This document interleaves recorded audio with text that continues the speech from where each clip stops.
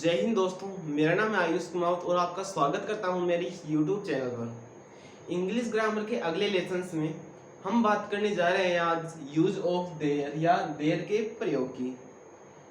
सबसे पहले हम स्टार्ट करते समय बात करते हैं कि देयर के प्रयोग होते कहाँ पर है, हमें किस कंडीशन पे देयर का प्रयोग करना होगा। तो कंडीशन दो है, या तो सब्जेक्ट या डूयर का अभाव। डूयर का मतलब है काम करने वाला है, करता, या वर्ब का अभाव, तो वहां पे हम देयर का प्रयोग करेंगे। पर एक क्वेश्चन अभी पुटअप होता है कि जहां पे सब्जेक्ट नहीं हो या वर्ब भी नहीं हो तो वो सेंटेंस बनेगा कैसे। बिल्कुल सेंटेंस बनेगा जैसे हम बात कर रहे हैं, सेंटेंस है राजा था। आप कहोगे कि राजा यहाँ पे सब्जेक्ट है, पर मैं ऐसे नहीं कहूंगा। क्यों? क्योंकि वर्ब के साथ अटैच नहीं है। राजा क्या काम कर रहा है? कोई काम तो नहीं कर रहा ना भाई, काम करने वाला ही तो सब्जेक्ट होता है। पर यहाँ पे केवल इतना ही है कि राजा था। तो हमें इसका अंग्रेजी अगर इंग्लिश ट्रांसलेट करनी होगी तो हम देयर का यूज करेंगे। कैसे?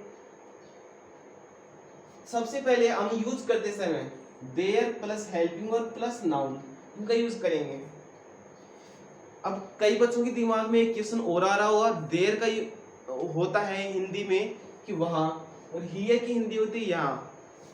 अगर वाक्य में देयर वहां या यहाँ आता है तो उसकी अंग्रेजी भी हम देयर करेंगे, और उसके अलावा हम जहां पे वहां नहीं आए तब भी हम वहां पे करेंगे, किसका? देयर का यूज करेंगे। हेल्पिंग वर्ब आप सब बता सकते हैं कि देयर के प्रयोग के समय केवल इन्हीं हेल्पिंग वर्ब यूज होता है, उसके अलावा कोई भी हेल्पिंग वर्ब का यूज नहीं होता है। Is, am are, was verb और सभी देख सकते हैं आप, सभी कंटिन्यूस के हेल्पिंग वर्ब है। मॉडल कंटिन्यूस की है, प्रेजेंट कंटिन्यूस, पास्ट कंटिन्यूस और फ्यूचर कंटिन्यूस की हेल्पिंग वर्ब है। वाक्य है कि वहां पेड़ है, इसकी अंग्रेजी सिंपल सी जाएगी, ट्री इज देयर। ठीक है। अगर मैं देयर को सब्जेक्ट या देयर को इस सबसे पहले रखूं तो भी ये वाक्य सही होगा। मैं कह सकता हूं कि ये वाक्य इस हिसाब से लिख सकता हूं मैं कि देयर इज ट्री, वहां पेड़ है, सिंपल सी बात है। पर अगर मैं कह दूं कि केवल पेड़ है, इसकी अंग्रेजी आपको बनानी है, तो आपके दिमाग में हलचल होगी, भाई क्या केवल हम ऐसे भी नहीं बना सकते, ट्री इज, ये भी इनकम्प्लीट सेंटेंस है, इनकम्प्लीट सेंटेंस है, तो यह इसकी अंग्रेजी बनाएंगे कैसे? बिल्कुल बना सकते हैं इसकी अंग्रेजी हम यूज ऑफ देयर। आपके समझ में आ गया होगा कि देयर का यूज हमें कहाँ करना है। तो इसकी अंग्रेजी बनाते समय फॉर्मूला ध्यान रखना है कि there plus helping verb plus noun. जहाँ सब्जेक्ट नहीं होता है वाक्य में, वहां पे होता है नाउन। जैसे जंगल में सांप है तो सांप यहाँ पे नाउन है, राजा था, राजा एक नाउन है, पेड़ है, पेड़ एक नाउन है। तो इस हिसाब से there plus helping verb plus noun, और उसके बाद में हम जो भी वाक्य में जो भी ईटीसी बच रहा है उसकी अंग्रेजी बना के हम लिख सकते हैं। जैसे इन तीनों की अंग्रेजी बनाते हैं तो देयर है, प्रेजेंट का है, प्रेजेंट का है तो उसके लिए इज, एम या आर लगेगा। अब पेड़ एक वचन है तो इसके लिए हम इज का यूज करेंगे। तो देयर इज पेड़ ट्री, इसका अंग्रेजी ये हो जाएगी देयर इज ट्री। अगला है राजा था, तो वही बताना है हमें, सबसे पहले देयर का यूज करना है। था पास्ट का हो गया तो वाज या वर, वर यहाँ पे आएगा नहीं क्योंकि ये बहुवचन नहीं है, एक वचन के लिए वाज किंग। That's clear. जंगल में सांप है, सांप है इसकी अंग्रेजी पहले बनानी है, और जो है जंगल में। अब देखो कंडीशन यहाँ पे होती है कि प्रीपोजिशन होती है, जैसे इन, इनटू, ऑन, ऑफ, फॉर, उसके अलावा भी कई प्रीपोजिशन होती हैं। इन प्रीपोजिशनों को हमें देयर के बनाते समय सब नाउन के बाद में लिख के वाक्य का एंड करना होता है। जैसे सांप है, इसके अंग्रेजी आसानी से बना सकते हैं कि देयर इज स्नेक। ये तो आपको आ गई होगी। पर बात करूं मैं जंगल में, तो मे की अंग्रेजी होती है इन और जंगल की होती है forest. In forest there is snake in forest. इसी हिसाब से हम सभी सेंटेंस को बना सकते हैं। उसके अलावा अगली सेंटेंस लेते हैं, मेरी जेब में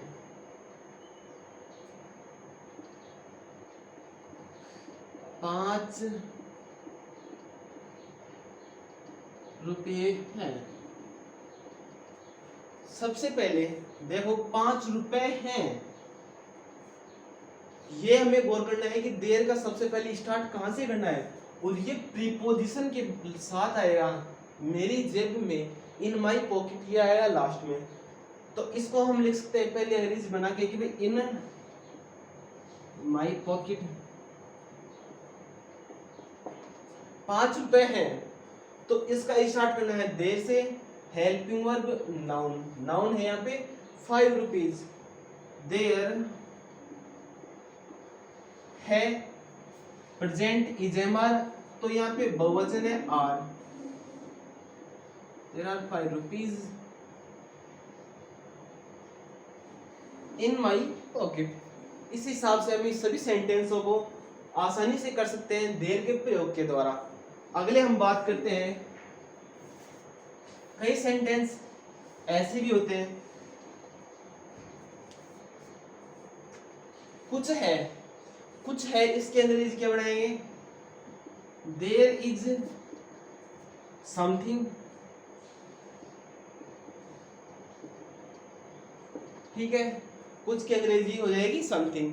कोई है, मैं किसी से पूछ रहा हूं कौन है, आपको पता नहीं कौन है, तो आप कैसे कह देंगे कोई है, तो उसकी अंग्रेजी हम बना सकते हैं देयर इज समबडी।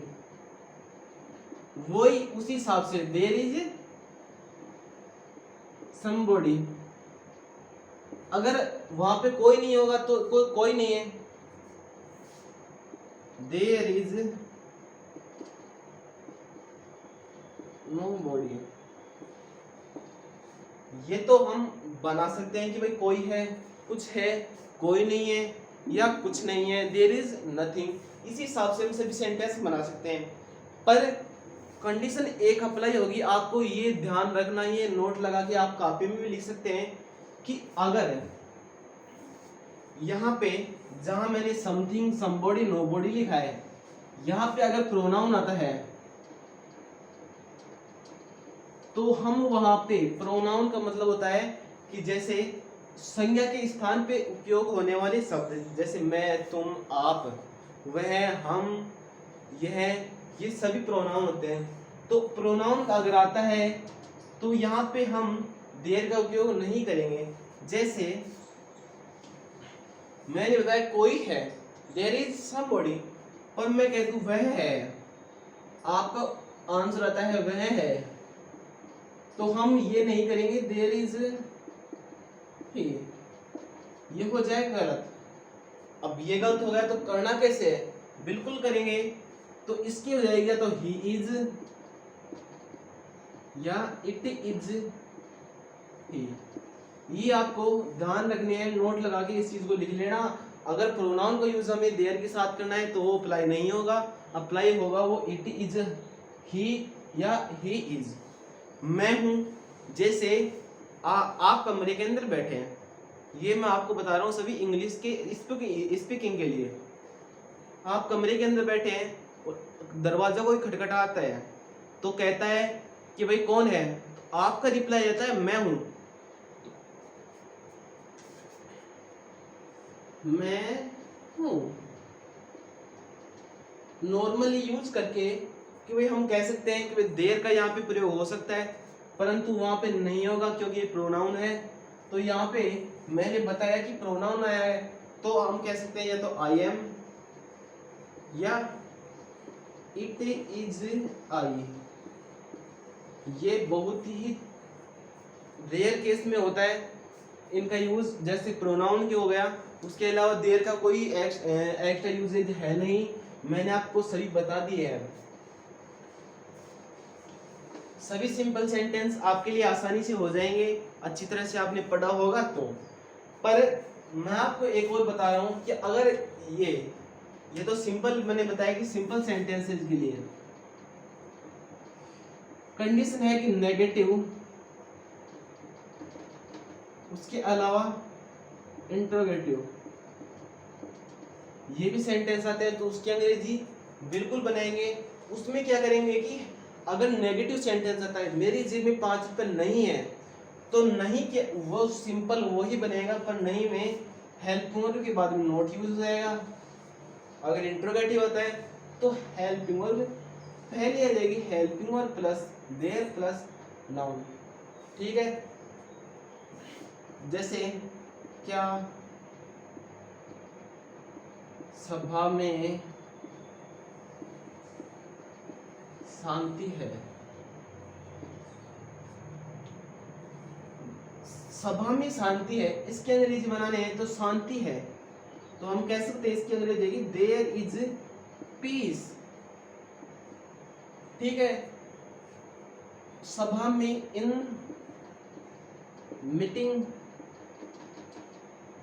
ठीक है, पर यहां है इंट्रोगेटिव, तो इज का प्रयोग हम यहां पे कर देंगे पहले, is there peace in meeting और लास्ट में क्वेश्चन मार्क, इस हिसाब से हम सेंटेंस बना लेंगे।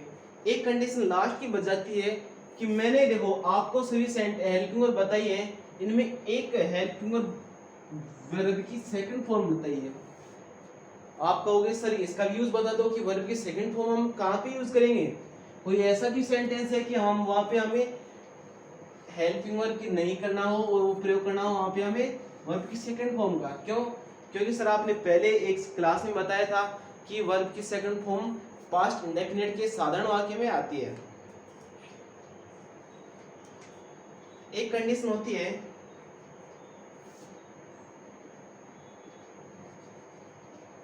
पटना में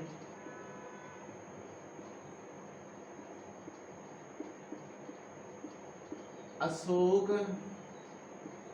नाम का राजा रहता था। यहाँ पे हम चाहते हैं तो सिंपल ही बना सकते हैं, पर अगर देर का यूज करना होगा, वर्ब की सेकंड फॉर्म हमें अगर देर के साथ लगानी है, तो यहाँ पे इस वाक्य की अंग्रेजी हो जाएगी there was a king named Ashok in Patna. ये अगर इसकी जो हमने अंग्रेजी बनाई है, इसकी हिंदी हम करना चाहें तो यहाँ इसकी हिंदी होगी कि वहां एक राजा था अशोक के नाम का पटना में। पर ये तो हम सिंपल की बात करते हैं कि यहाँ पे अगर वर्ब की सेकंड फॉर्म हमने नहीं लगाई है तो उसकी हिंदी ये हुई, पर वर्ब की सेकंड फॉर्म अप्लाई करनी है रहता था के हिसाब से। सिंपल हमने बनाया था कि भाई अशोक नाम का राजा था पटना में, तो हम उसकी जगह लिख सकते there lived king named Ashok, Ashok नाम के राजा रहते थे पटना में। तो ये इस हिसाब से हम सभी सेंटेंसों को आसानी से बना सकते हैं। कोई दिक्कत हो तो आप कमेंट सेक्शन में बता सकते हैं। वीडियो को लाइक करना। Thank you.